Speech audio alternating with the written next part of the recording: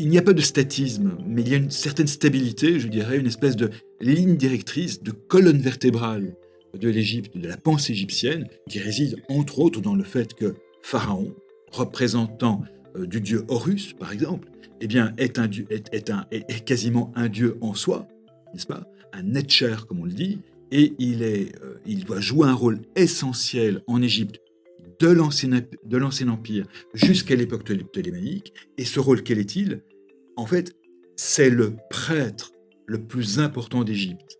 Mais à la base, la culture égyptienne, elle est toujours restée. Et c'est ce qui facilitait l'acceptation de ceux qui sont venus pour conquérir l'Égypte. Parce que après tout, on rappelle que l'Égypte était plus ou moins enviée par tout ce qui était dans le contour méditerranéen, par rapport à leur évolution, à leur développement. Donc, ce qui fait qu'il y a il y a des concepts qui sont quasiment, et là je pèse le mot, restés les mêmes.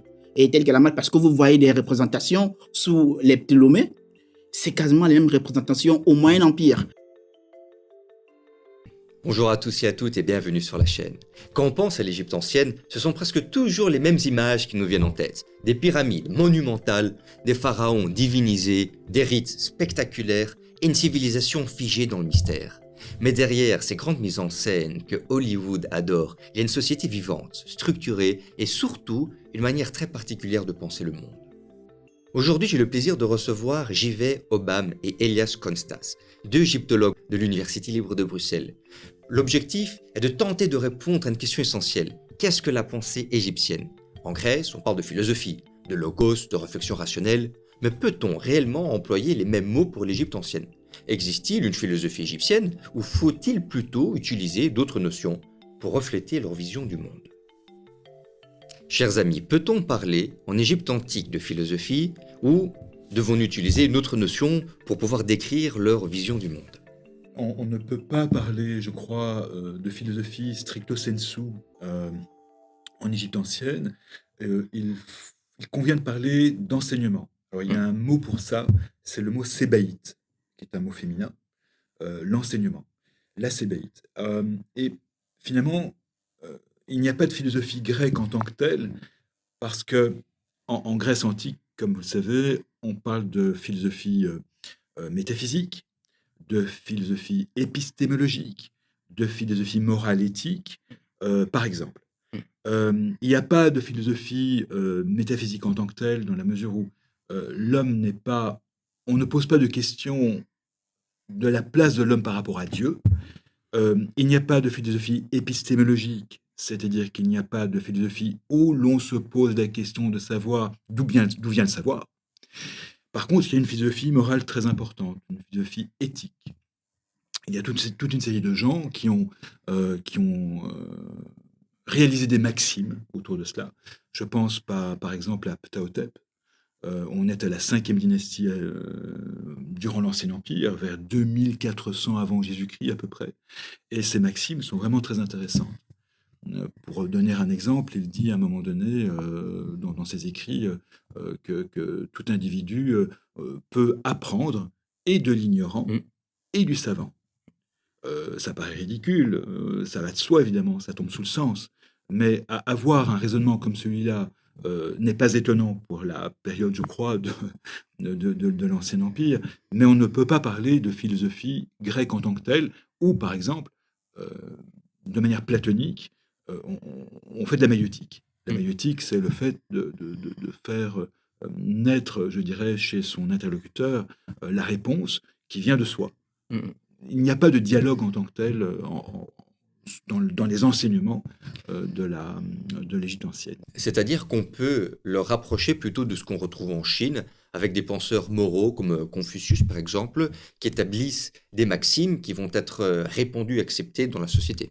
Mais en allant dans le même approche que Elias, en fait, c'est justement axé sur des sagesses provenant de la caste des prêtres, on va le dire ainsi.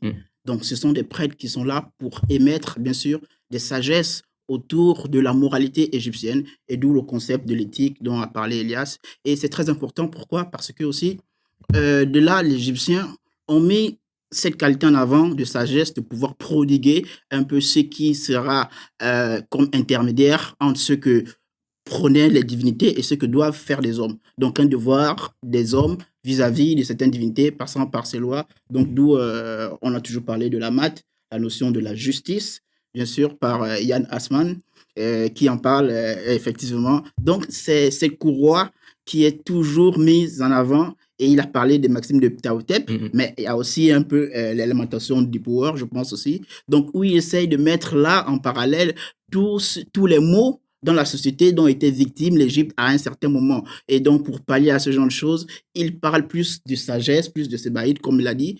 Et même quand on part dans la philosophie grecque, on va le dire ainsi, et déjà philosophie, qui est l'amour de la sagesse. Donc, vous voyez déjà même où est dérivée la philosophie grecque.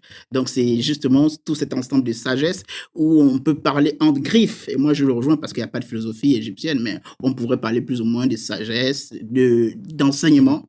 Et d'ailleurs, la plupart des textes, soit ce sont des hymnes, soit ce sont des enseignements. Nous allons revenir sur cette notion de Maat, qui est importante à clarifier, mais avant, je voudrais bien comprendre d'où émanent ces réflexions morales. Tu parles de prêtres, alors que si je compare cela à la Grèce antique, nous avons plutôt des citoyens qui se rejoignent à l'agora, ou en dessous de portiques, produisent des écrits et propagent leurs idées.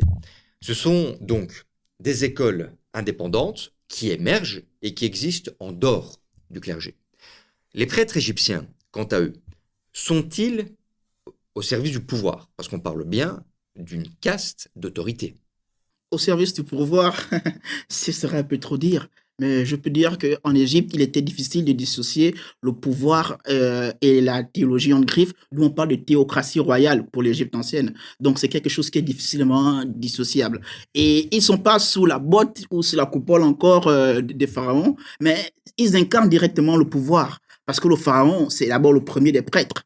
Et le pharaon était clairement cet intermédiaire entre Dieu et les hommes. Donc, ce qui fait que ces prêtres-là étaient directement le pouvoir. Mais le pharaon était celui qui incarnait toute cette théocratie royale autour de l'Égypte ancienne. Donc, moi, je ne vois pas trop le fait de dissocier le pouvoir théologique et le pouvoir, on va dire, exécutif entre griffes. Sinon, le roi et les prêtres, c'était quasiment une seule entité.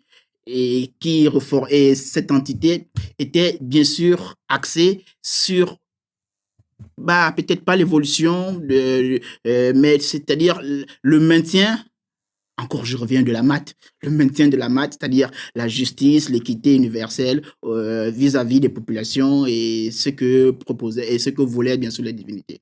Est-ce qu'il y a plusieurs écoles qui sont en conflit avec une pluralité de pensées qui s'opposent? Alors, à mon sens, non. À mon sens, il n'y a pas d'école en tant que telle. On n'en a pas idée en réalité. Il y en a peut-être, mais on ne le sait pas.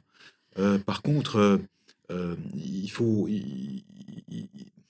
bien distinguer le type de propos philosophiques, entre guillemets, qui est présenté, je dirais, qu'on a dans des textes, soit en hiératique, soit en démotique.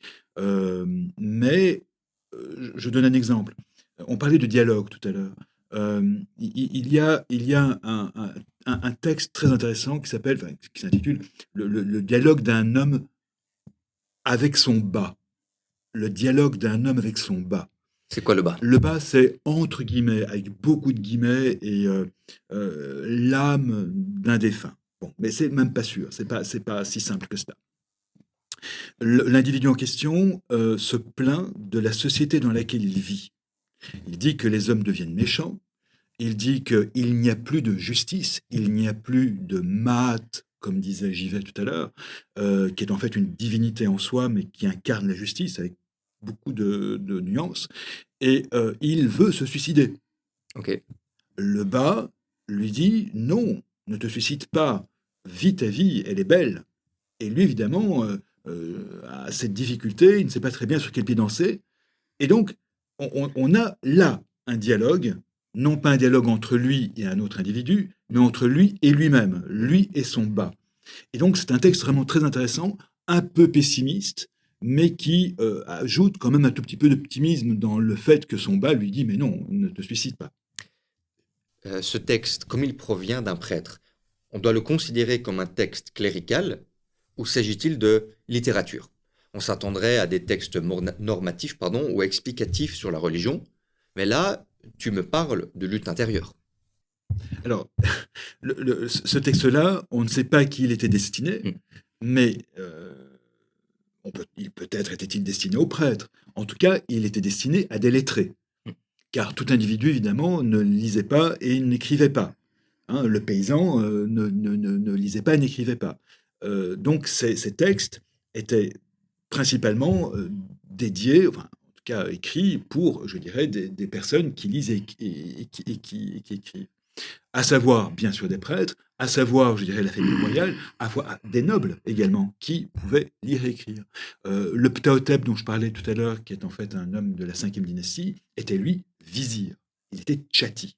Et donc, les vizirs, eux, savent lire et écrire. Et donc, il y a toute une nomenclatura égyptienne qui, forcément, profitait de ces lectures. On présente dans les films l'Égypte comme une société esclavagiste, avec des grands rituels où tout le monde est au garde à vous, mais je suppose que comme les Romains et les Grecs, certains se réunirent dans des banquets pour discuter, partager, lire. Après, vous savez, on m'a longtemps parlé de l'adage de la science était réservée aux initiés. Et c'est en commençant mes études égyptologiques que j'ai finalement compris ça. En fait, la science, peut-être pas au sens des Grecs, parce que les Grecs, eux, ils ont divulgué la science, ce qui n'était pas le cas des Égyptiens. La science était réservée à ceux qui étaient préparés à l'érudition. Mm. Et donc, certains aménageaient tout pour que ceux qui sont prédestinés à certaines fonctions puissent au moins avoir ce côté érudit. Et l'Égypte, je pense, a pris part sur ce fait dans la mesure où tout le monde ne savait pas écrire, tout le monde ne savait pas lire. Ça, c'est ce qu'on se dit par rapport à ce qui nous est relié pour la civilisation égyptienne. Alors, les Égyptiens, la connaissance, on ne va pas dire que c'était réservé à certaines personnes. Mais ce que nous transmet les textes, c'est-à-dire que le message, les sagesses étaient destinées à ceux qui étaient étaient destinés à ceux qui étaient aussi prédestinés à pouvoir incarner certains pouvoirs. Donc, ce qui fait que vous remarquerez, la plupart du temps, ce qu'on retrouve comme documents sur l'Égypte ancienne, c'est sur les tombes des nobles.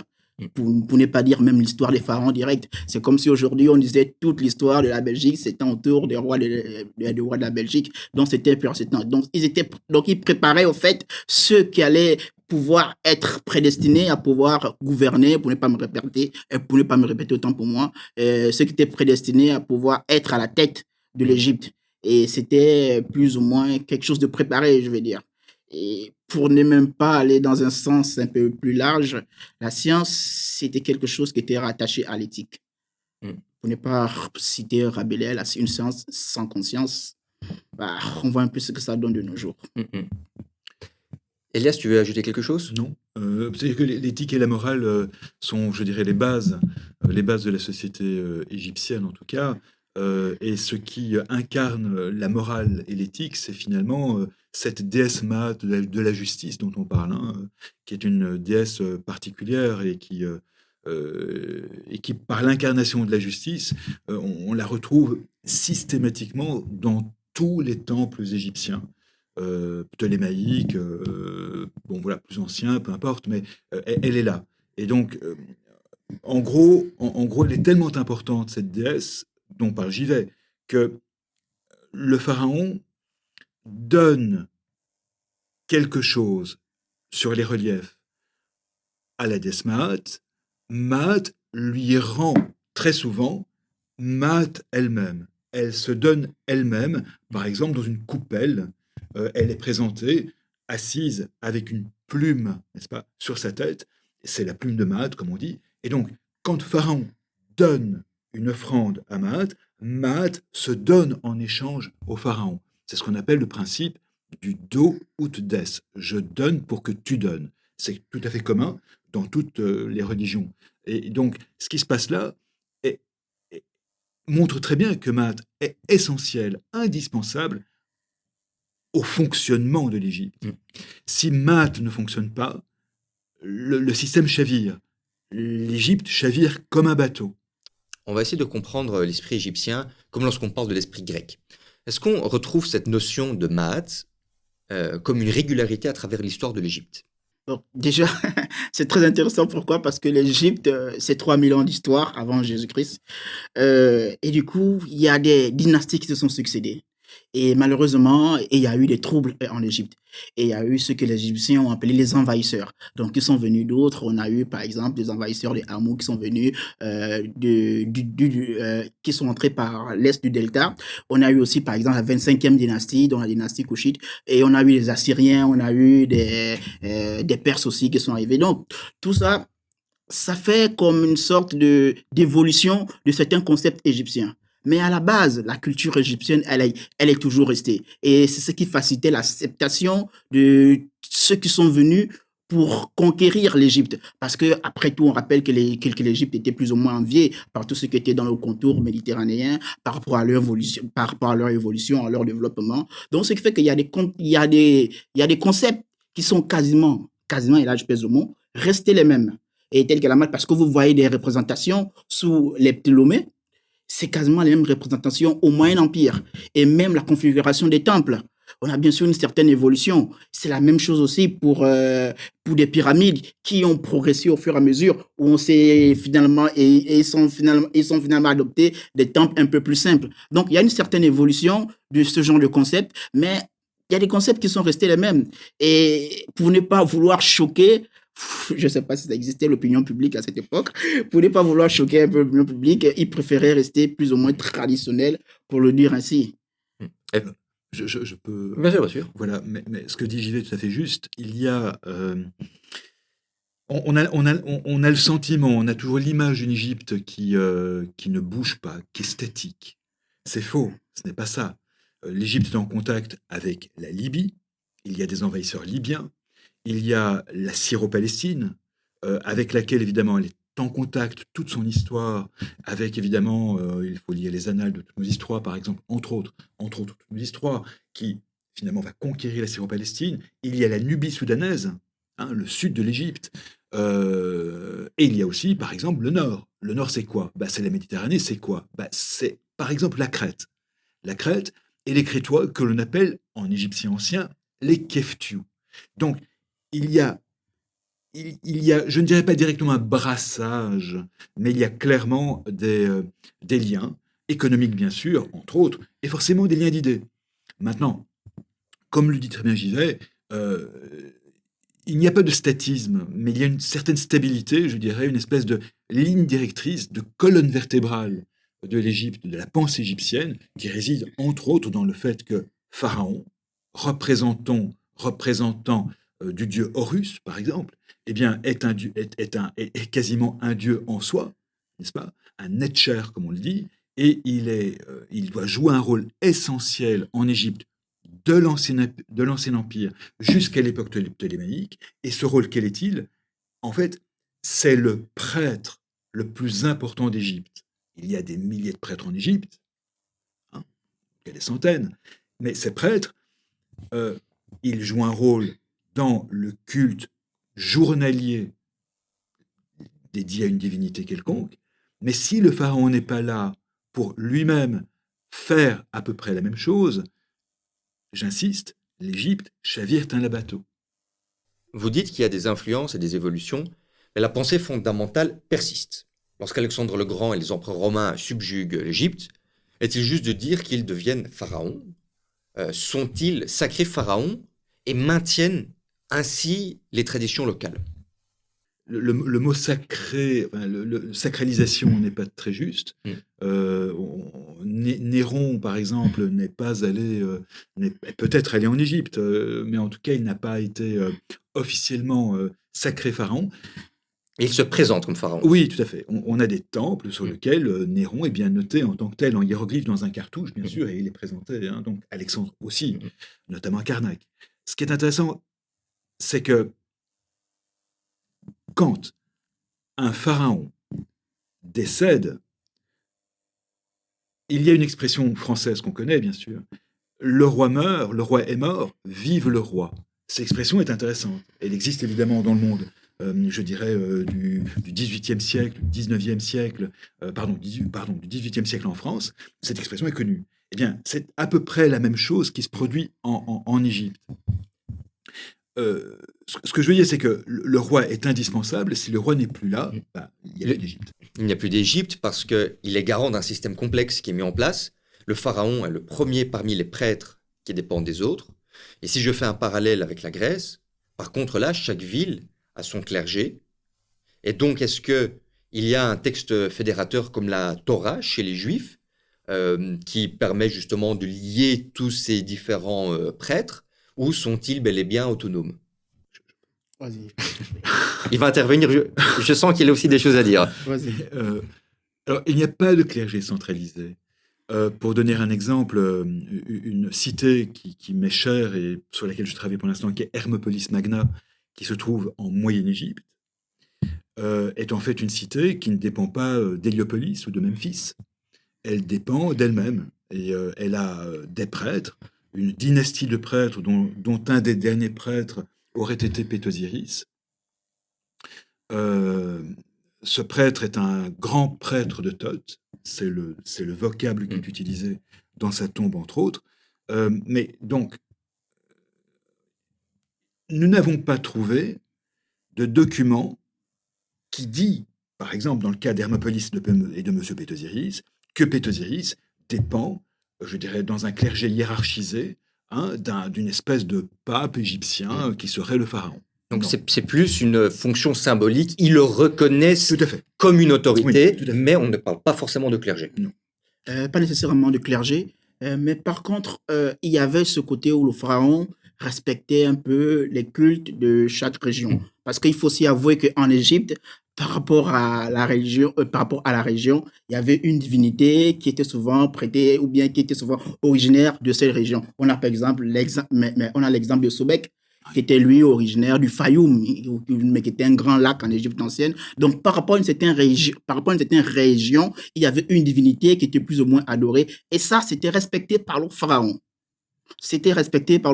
Mais après, dans une certaine évolution, il y a eu en griffe ce qu'ils ont appelé une divinité d'État. Bon, pas ce qu'eux ils ont appelé une divinité d'État, c'est que les historiens ont appelé divinité d'État, c'est-à-dire une divinité qui revenait à chaque fois, telle que Ré.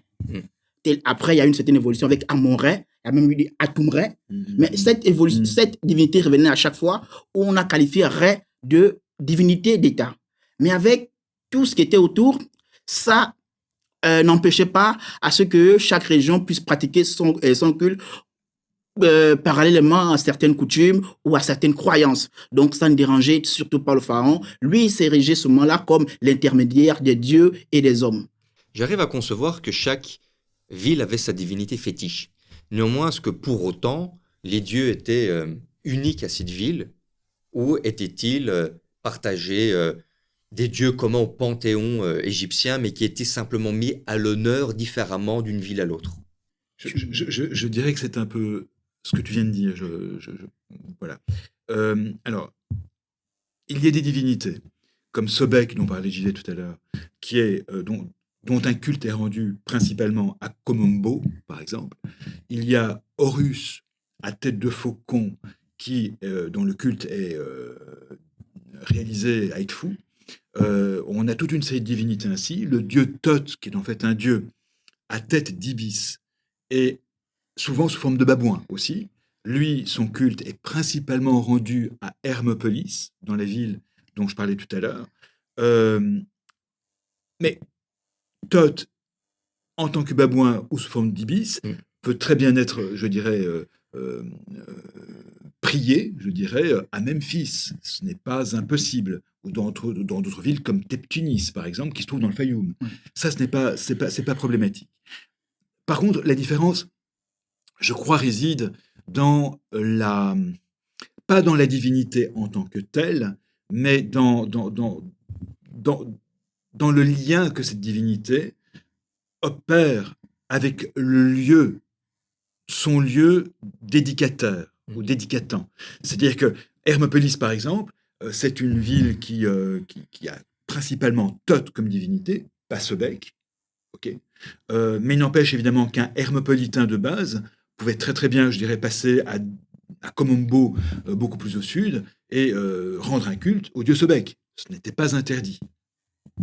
Alors, pour compléter exactement, pas exactement, pour compléter un peu plus, pour compléter ce qu'Elias dit, au fait, ça dépendait aussi de la quintessence des cosmogonies. En fait, dans la cosmogonie, on trouvait l'origine de l'univers et par extension, parfois même l'origine par rapport à certaines villes. On a l'exemple de Héliopolis, qui est la ville du soleil où tout a commencé. On a la ville de Memphis, qui est la ville de Ptah, donc l'excellent artisan, celui qui a façonné les hommes. Donc, il y a aussi ce côté des cosmogonies qui est mis en évidence en Égypte ancienne pour effectivement mettre en exergue certaines divinités et pourquoi pas le pouvoir de certaines divinités vis-à-vis de certaines régions. Oui, je me permets de rebondir. Vas-y. Vient de dire, j'y vais. Cosmogoniquement, c'est vraiment très intéressant parce que quand on observe, il y a à peu près trois ou quatre cosmogonies différentes. Une cosmogonie, qu'est-ce que c'est?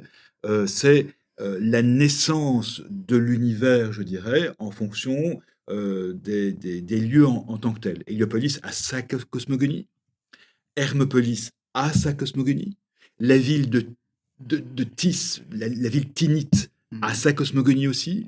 Et donc, chaque grande cité, à un moment donné de son histoire, parce qu'elle est grande, elle est importante, on suppose cela, eh bien, elle développe sa cosmogonie.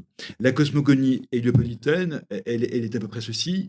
Il y a dans un marécage une butte qui surmonte ce marécage, qu'on appellera la butte Ben-Ben. Et c'est sur cette butte Ben-Ben que le dieu principal va se masturber et naîtront de sa masturbation Tefnout et Chou. Chou qui est en fait l'air et Tefnout qui est l'humidité.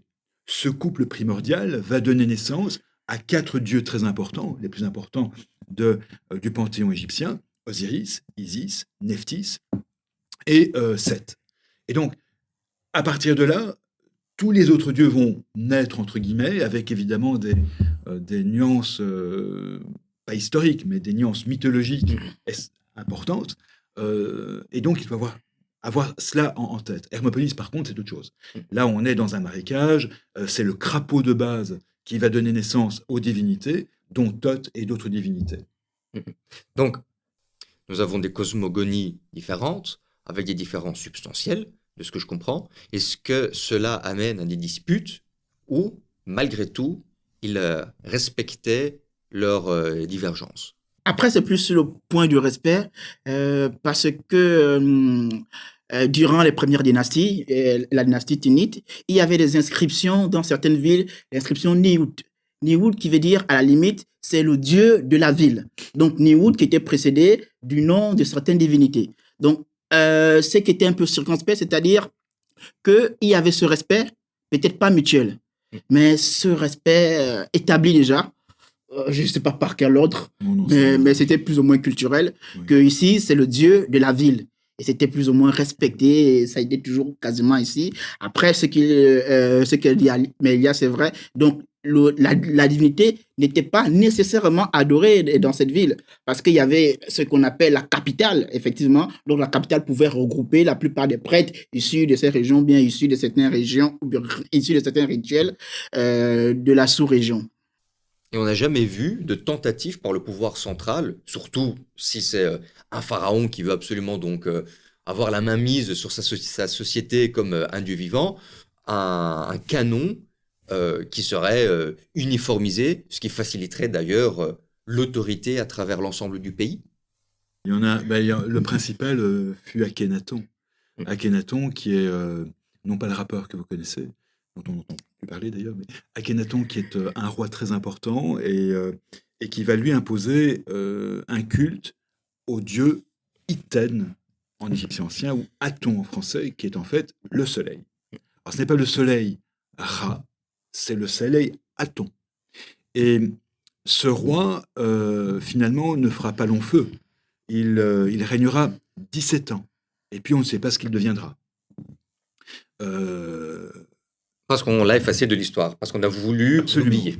Absolument. Et ce qui est intéressant, en même temps, on a eu tendance à penser qu'il a inventé le monothéisme. Ce n'est peut-être pas tout à fait vrai. Il s'agirait peut-être de hénothéisme. Et la différence entre l'un et l'autre est la suivante. Monos, en grec, ça veut dire le seul Dieu. Aton n'est pas le seul Dieu en réalité, j'expliquerai dans un instant pourquoi. Et hénothéisme, c'est eis, en grec ancien, c'est un, c'est pas mono, c'est pas le seul, c'est un. Bon. Donc, Aton est un dieu, mais il y en a d'autres à côté.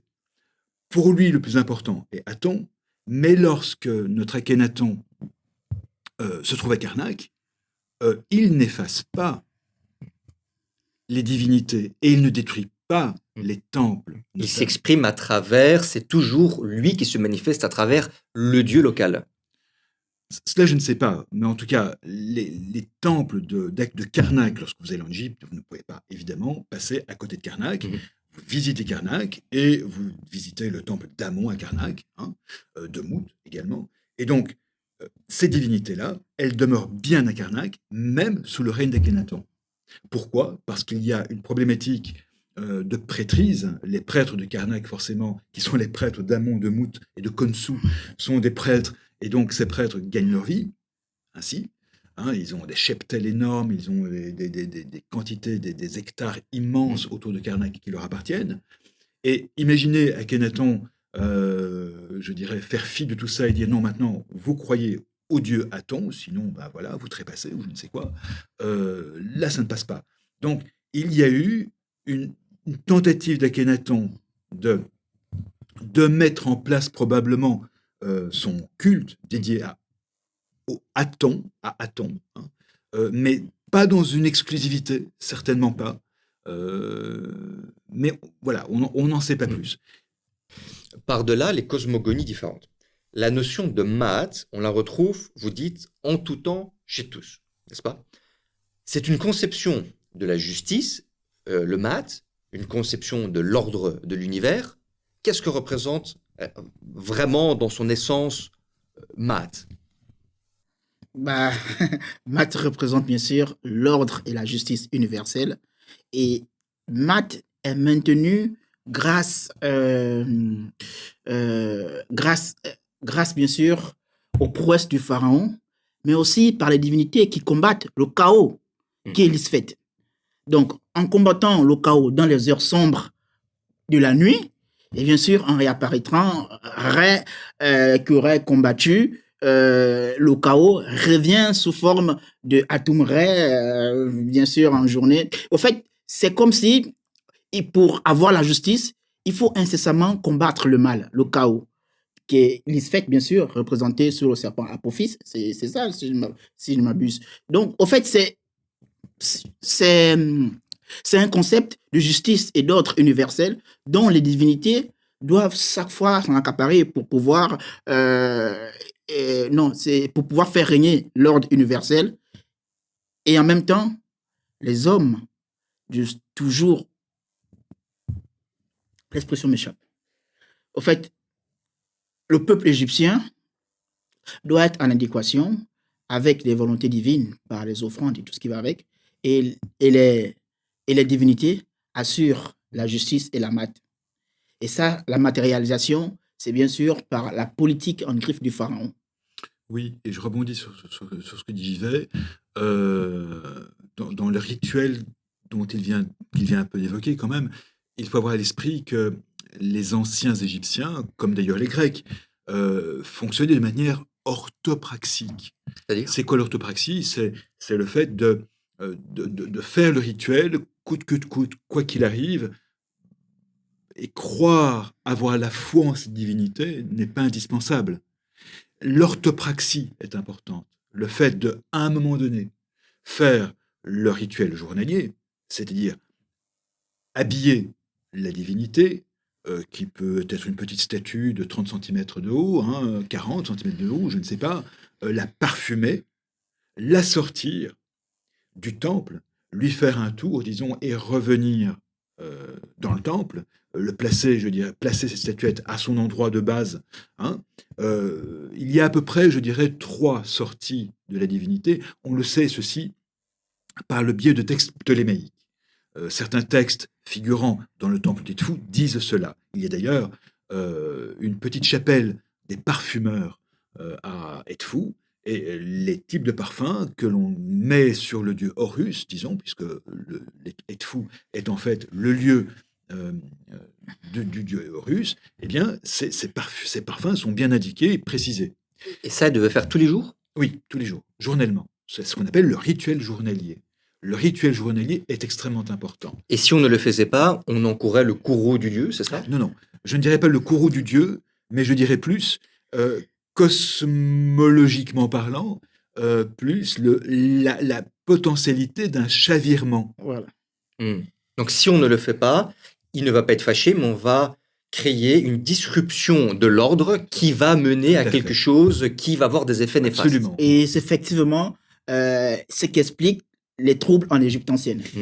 Et la plupart des troubles étaient toujours expliqués par ce fait, c'est-à-dire les dieux ne sont pas satisfaits. Oui. Les dieux ne sont pas satisfaits et par les offrandes et par la politique Oui, étatique c'est du ça. pharaon et peut-être du fait que les prêtres journaliers et du fait que les prêtres ne remplissaient plus leurs devoirs journaliers. Mais on est d'accord, ce n'est pas une punition directe. C'est une déstabilisation d'un système. Alors, c'est vraiment intéressant parce que c'est passionnant parce que je me permets de faire un parallèle avec la Mésopotamie. Mhm. En Mésopotamie, ça ne fonctionne pas du tout de la même façon. Hein. Alors, chronologiquement, on est à peu près à la même période. Hein. Bon, voilà. Un dieu comme Enki, par exemple, qui est une divinité très importante à l'époque sumérienne, lui va se fâcher contre les êtres humains. Pourquoi? Parce que ceux-ci font du bruit. Donc, il se fâche contre les êtres humains qui font du bruit. Bah, le résultat, c'est quoi? Il va être la cause d'une énorme inondation mondiale pour pouvoir tuer la population mondiale. Okay, et ça, c'est très intéressant. On est dans une autre relation entre l'humain et le divin. Le divin égyptien, je ne dirais pas qu'il est plus sage, mais en tout cas, il est moins violent. Je pense pouvoir dire qu'il est moins violent que Enki, par exemple. C'est pas le dieu de l'Ancien Testament. Alors, le dieu Chez les de Égyptiens, je veux dire. le dieu de l'Ancien Testament, ce n'est pas le dieu égyptien, avec une nuance que j'apporterai quand on parlera peut-être de religion hellénistique, hein, ou des mystères hellénistiques, des mystères tout court d'ailleurs, on en parlera. Mais non. Par contre, le dieu de la Bible est beaucoup plus proche du dieu des Mésopotamiens, avec comme quelques nuances. Parce que le dieu de la Bible, lui, en fait, la Torah, comme vous le savez peut-être, a été écrit en grande partie, soit pendant l'exil, soit après l'exil des Juifs, provoqué par Nabuchodonosor à Babylone. Et donc, il y a des écrits post-exiliques. Ces écrits post-exiliques sont très intéressants parce qu'ils mettent en évidence, par exemple, cette inondation que vous connaissez via le personnage de Noé. Il y a un équivalent de Noé dans la culture mésopotamienne, il s'appelle Utanapishtim. Et ce brave homme, il est dit que il y a clairement, je dirais, il va détruire sa maison pour en faire, avec le bois de sa maison et les briques forcément, on est dans une civilisation de la brique, eh bien, il va créer un énorme cube. Ce cube sera l'arche de Noé, l'arche d'Utanapishtim en l'occurrence. Mais donc, il y a tout cela qui est intéressant, mais donc la relation entre le divin et l'humain n'est pas la même en Mésopotamie et en Égypte. Je cherche peut-être la petite bête, mais la justice, elle se comprend comme simplement le respect de l'autorité, ou elle a vraiment une composante morale. Mais c'est plus dans le concept moral, parce que lorsqu'on voit le tribunal de chaque mort, il est face à Osiris tout seul. Donc, il n'est pas assisté d'un pharaon ou encore d'un proche. À la moindre des choses, Isis qui est parfois représentée comme l'avocate des êtres humains, mais tu es seul face aux divinités, pour ne pas dire seul face à Osiris dans son tribunal. Donc, c'est plus du côté de la morale, parce qu'il faut garantir et assurer sa vie dans l'au-delà, pour ne pas dire la vie éternelle. Donc, moi, je pense que c'est plus du côté moral, et c'est plus ou moins retranscrit dans la plupart des textes où la personne, pour ne même pas dire le pharaon ou le prêtre, lui-même, il fait les offrandes seul, devant sa divinité. Et même si parfois ses liens familiaux sont invoqués dans les textes, mais la plupart du temps, il est seul. C'est le pharaon qui est la plupart du temps représenté avec son épouse, sinon sa reine. Donc, c'est seul face aux divinités, donc c'est à la morale, on va le dire ainsi. Oui, je rebondis sur ce que j'avais dit. Maat est une divinité à la base. C'est un principe abstrait Mais on pourrait peut-être la comparer ou la rapprocher de la conscience d'une personne. Une personne en fait, cette personne doit être en accord avec sa conscience et bien sûr faire le bien, parce que la personne qui fait le mal, elle déstabilise l'ordre, évidemment, minimement, mais si vous avez des centaines de personnes qui font la même chose, ça peut poser souci. On a une idée de ce que est le bien pour les Égyptiens? Donc, moi, je dirais, pour avoir lu le Désespéré avec son bar, je disais ça avec sa conscience. Mm. Moi, je dirais, c'est-à-dire se parler avec son bar. Le bas qui n'est pas significatif de l'âme, qui n'est pas c'est difficile. Jusqu'aujourd'hui, les études nous ont clairement pas spécifié ce qu'est le bas. Mais il y a une certaine trilogie. Il y a le bas, il y a le cas Mm. et il y a le corps momifié chez les anciens égyptiens. Et si... Oui, vas-y. Alors pour moi, les spectateurs, il va falloir définir c'est quoi le bas et le cas. C'est difficile à définir. Et je mentionne juste parce que... ouais, L'esprit, le corps? non, ou pas du tout. Non. Pas du tout Alors- vraiment. Ben, je vais être succinct comme ça. L'Oba peut être considéré comme l'âme, peut être considéré, donc je ne l'affirme pas. Et le Ka peut être considéré comme le souffle de vie. Mm. Et ensuite, il y a le corps qui représente notre état physique simplement. Donc, c'est ces trois composantes qui formaient à la limite l'être en lui-même et pouvoir espérer une vie dans l'au-delà. Oui, le quai est souvent appelé le double d'une personne. En réalité, ce n'est pas ça. On ne sait pas. Mais le bas, c'est intéressant parce que lorsque vous rentrez pratiquement dans un mastaba, c'est une espèce c'est une tombe relativement grande. Le mot mastaba, en fait, veut dire banquette en arabe, mais bon, voilà, vous rentrez dans le mastaba. Vous avez bien sûr plusieurs pièces, et dans une des pièces, la principale en tout cas, vous avez très souvent, ce sont des tombes donc datant de l'Ancien Empire, vous avez la statue du défunt, et vous avez non loin de là ce qu'on appelle une fausse porte. Une fausse porte, c'est pas une porte avec une clinche, non pas du tout, mais c'est en fait une espèce de grand rectangle avec le nom du défunt, entre autres, et vous avez une espèce de petit renfoncement. C'est au pied de ce renfoncement que la famille vient déposer des offrandes, des donations au bas du défunt, qui va manger ce que vous leur apportez. Le bas, on a dit, c'est l'âme ou son flux vital? L'âme. L'âme, on va le dire ainsi. Entre Mais c'est guillemets. pas... Ouais. Mais c'est pas quelque chose de concret. C'est On pas ne quelque chose- sait pas, Ouais, et c'est c'est pas clair. C'est difficile à expliquer, en D'ailleurs, fait. bon, j'y reviendrai peut-être, mais bon, donc ce bas, il sort de cette porte, de cette fausse porte, Mhm. et il vient consommer ce que vous lui avez apporté. Bon, pratiquement parlant, c'est le prêtre, évidemment, qui, avec ses ouailles et autres amis, évidemment, va consommer ce que vous apportez. Et peut-être pour être un peu plus clair sur le bas, Ouais. la représentation hiéroglyphique du bas, c'est un oiseau, C'est un oiseau. c'est un oiseau à tête d'homme. Ouais. Ah. Ouais, c'est un oiseau à tête d'homme et l'oiseau représentatif du faucon qui est libre de voler où il veut et quand il veut. Et peut-être pas à toutes les périodes, mais c'est une forme de liberté. Ouais, tout à fait. Alors, si je comprends bien, la notion de justice égyptienne résulte d'une sorte de dialogue intérieur, plutôt que de suivre à la lettre un ensemble de dictates, d'édits, comme les 10 commandements, par exemple. On est d'accord là-dessus. Alors, il y a dans les tombes des écrits liés aux négations. Le défunt doit dire de manière négative ce qu'il ne peut pas faire. Donc il dit, voilà, je n'ai pas volé, je n'ai pas tué. Donc ça, on sait bien sûr, forcément, Mm. que ça, c'est le mal. Alors, pour la maths, au fait, pas comme tu essayes de le présenter, hein, mais il y a des textes qu'on connaît, les 42 lois de la maths, par exemple. C'est comme des textes qui régissent l'éthique morale dans la société. Qui les a rédigés? Les scribes? Les prêtres? Oui, ce sont des prêtres, on va le dire ainsi, ce sont des prêtres. Et même, je pense, Thomas Romer fait le parallèle avec les textes de Proverbes. Oui, Ouais, il fait le parallèle des textes de Mais Proverbes. c'est de l'Ancien Testament. c'est 42 lois, Oui. maximes, lois. Lui, on va le dire ainsi, parce que c'est l'expression utilisée, les 42 lois de la maths. Parce que quand on dit loi, on parle de législation, c'est quelque chose qui a été compilé dans un texte par un pharaon qui dit ça, ce sont les 42 lois. Encore, on est dans un régime, peut-être l'expression n'est pas appropriée de parler de régime théocratique, mais on est dans un pouvoir théocratique, donc qui est assemblé entre le roi Mm. et la religion. Et c'est quasiment un cercle fermé.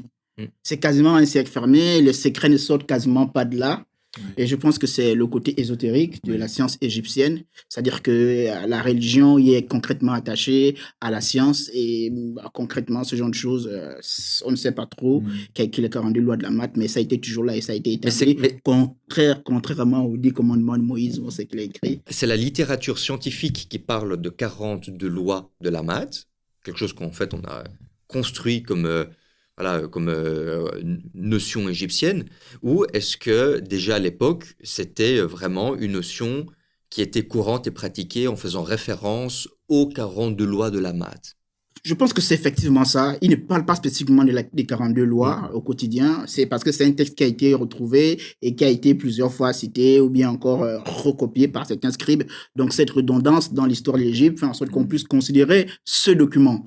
Mais par rapport à la civilisation ancienne d'Égypte, on ne sait pas si la quintessence de ces 42 lois de la maths, ça a été vraiment pris en compte. Mais après, c'est comme Elias dit, ce sont des choses qui sont plus ou moins connues. Tu ne voleras point, tu ne trahiras pas ton conjoint ou tu ne Oui, ça. prendrais pas la femme de ton frère ou un truc du genre. Donc, c'est quasiment ça, c'est quasiment connu.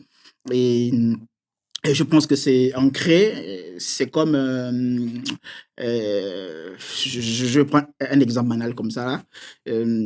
Quand les prêtres missionnaires venaient en Afrique, alors parfois il était dit, ne partez pas leur dire que Dieu existe parce qu'ils savent déjà que Dieu existe. Ne partez pas leur dire que voler n'est pas bien parce qu'ils le savent déjà.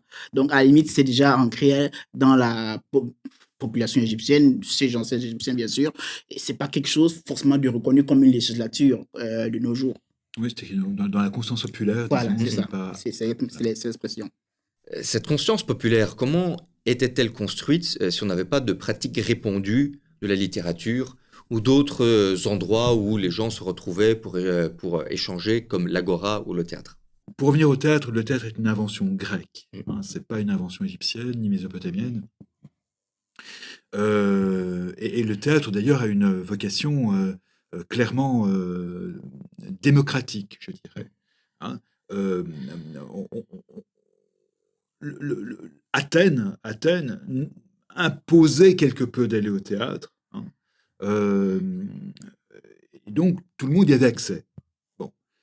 Maintenant, c'est un peu comme en démocratie athénienne du 5e siècle avant Jésus-Christ. Euh, euh, Lorsque vous travailliez et que vous étiez tiré au sort pour aller à l'ecclésia, c'est-à-dire à l'assemblée du peuple, eh bien, le congé que vous faisiez, je dirais, à la boulangerie dont vous étiez propriétaire, vous étiez dédommagé de cela. Hein. Donc il y a une réelle, je dirais, conscientisation citoyenne de l'Athènes du 5e siècle et de la politique athénienne du 5e siècle. On est ailleurs en Égypte, ça n'a rien à voir. Le théâtre en soi, non, ça n'existe pas. Non pas qu'il n'y a pas de théâtre construit à l'époque ptoléméique, pour être plus précis, à l'époque de Ptolémée ou des Ptolémées, bien sûr, à Alexandrie, il y en avait, indéniablement. Ça, c'est autre chose. On n'est pas évidemment dans la culture égyptienne, là, on est dans la culture grecque.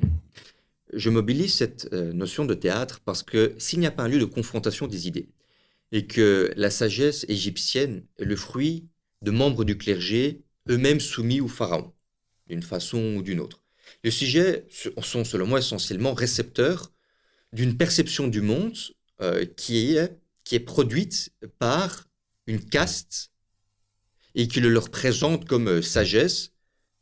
Et donc, les sujets sont simplement récepteurs de cette morale. Alors attention, je peux. Vas-y. On ne peut pas. Il n'y a pas d'écrit de dialogue entre une personne et une autre, bien sûr. On a je dirais, dans le paysan éloquent, on a bien sûr le pharaon qui reçoit le paysan qui a été lésé avec son âne par un type qui était relativement haut fonctionnaire, hein, et le paysan éloquent va parler au pharaon. Il va dire: Oui, j'ai eu un gros souci, cher pharaon. Mais comme le paysan est tellement bon locuteur et qu'il a une éloquence extraordinaire, le pharaon veut le rappeler plusieurs fois. Et il fait écrire ce que le paysan lui dit. En attendant, bien sûr, le pharaon ne profite pas de lui, hein, et il fait en sorte évidemment que sa famille, je dirais, vive correctement, pas de problème. Ça, c'est un type de dialogue. Le pharaon ne dialogue pas en réalité, hein, il écoute ce que le paysan éloquent dit. Mais ça ne veut pas dire qu'il n'y a pas entre, je dirais, un boulanger et un maçon de l'époque des discussions philosophiques, sauf que on ne peut pas le dire. L'argument est silentio n'étant pas valable. Il est possible qu'un jour on découvre, je dirais, sur un ostracone, un morceau, je dirais, de céramique, hein, un petit dialogue, je dirais, entre l'un et l'autre. Oui, c'est possible, mais bon, dans quelle mesure cela est-il philosophique? Ça, c'est une autre question. Mais c'était pas quelque chose qui était organisé, Non. structurel ou On institutionnalisé, n'en a etc. pas, on n'en a pas la preuve. Mhm. Après, faut pas forcément caricaturer le rapport entre le relais du savoir de notre époque et l'époque de l'Égyptien et des anciens Égyptiens. Peut-être que de nos jours, ça se relayait d'une certaine manière, dont on ne sait pas réellement. Moi, à mon avis, il y avait certainement d'autres courroies de transmission. Oui, possible. Ça, c'est à mon avis. Parce que aujourd'hui, s'il n'y avait pas eu, par exemple, la pyramide de Khéops qui serait restée, il serait difficile de croire qu'à une certaine époque, ils ont construit ce genre de choses. Alors, comment est-ce que ça s'est transmis? Pourtant, il y a eu une évolution au niveau des constructions de la pyramide. On est parti de celle à degrés, la rhomboïdale, et puis la pyramide de Khéops. Alors, comment est-ce que ça se transmettait? On se pose toujours la question. Pour moi, je me dis, il y a eu d'autres manières de transmettre ce savoir. Et moi, particulièrement, qui reviens de l'Afrique subsaharienne, on a notre manière de communiquer. Dans l'oralité. Dans l'oralité, exactement. Bien sûr. Qu'est-ce qui nous dit que ça ne se faisait pas en Égypte, mais en Égypte ancienne? Malheureusement, on a utilisé tout le temps disponible. Je vais vous remercier d'avoir accepté l'invitation et d'être venu participer à notre 4e émission de la revue Philo. Merci beaucoup. Merci. Merci. Merci beaucoup.